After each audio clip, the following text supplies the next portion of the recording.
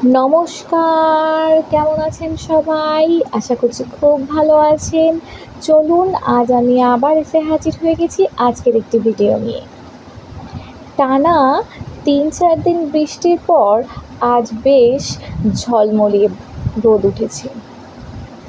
কি সুন্দর ওয়েদারটা! আর এই মিষ্টি মিষ্টি রোদের সাথে অপূর্ব হাওয়া দিচ্ছে, খুব ভালো লাগছে। তাই কিছুক্ষণ ছাদে গিয়ে বসেছিলাম নিজের মতো। আজকের আকাশটাও বড় ভালো লাগছিল, আর হাওয়াটা এত সুন্দর যে মন কেড়ে নিচ্ছিল। বেশ এইভাবে কিছুক্ষণ বসে থাকার পর ভাবলাম কিছু একটা বানানো যাক, মানে এই ওয়েদারে বসে কিছু একটা খাওয়া যাক। না কি বানানো যায়? দেখলাম বাড়িতে নিমকি আছে। সাধারণত বড় যে নিমকিগুলো হয় সেই নিমকিগুলোরই চাট করা হয়। আজকে দেখলাম বাড়িতে ছোট ছোট নিমকি আছে, তাই বানিয়ে ফেললাম এই নিমকিগুলো দিয়েই নিমকি চাট। বেশি কিছু উপকরণ না, সবার বাড়ির ফ্রিজে যে পড়ে থাকা টুকরো টুকরো জিনিসগুলো থাকে সেগুলো দিয়েই বানানো হয়েছে এই নিমকি চাট। প্রথমে নিমকিগুলো নিয়ে তাতে কিছুটা গাজর, শসা আর কাঁচা লঙ্কা, আর সাথে আছে কিছুটা টমেটো সস।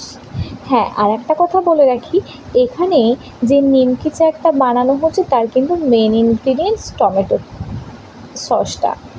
টমেটো সসটা দিতেই হবে, তবেই এর টেস্ট পাওয়া যায়। তারপর দিলাম চাট মশলা, কিছুটা ধনে গুঁড়ো, জিরে গুঁড়ো সব একসাথে দিয়ে দিলাম।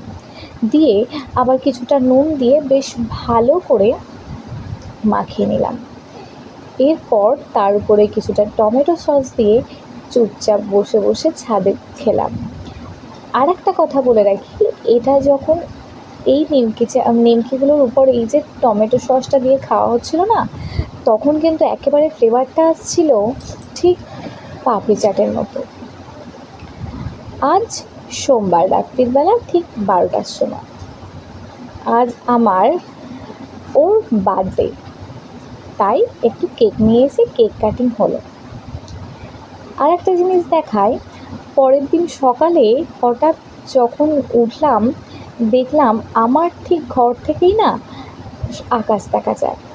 কি সুন্দর, বেশ রোদ ঝলমলে করে আলো উঠছে, খুব ভালো লাগছে। প্রথম সকালের আলো, সেটাই ধরলাম। এবার বার্থডের দিন সকালে যে সমস্ত রান্নাবান্নাগুলো ছিল সেগুলো একটু তোমাদের সাথে শেয়ার করে নেব। প্রথমে করেছি সাদা ভাত, রাইস, পটল ভাজা, বেগুন ভাজা, কাঁকরোল পেঁয়াজ দিয়ে ভাজা, পোস্ত দিয়ে আলু ভাজা, পোস্ত দিয়ে শাক ভাজা, পাঁপড় ভাজা, মাছের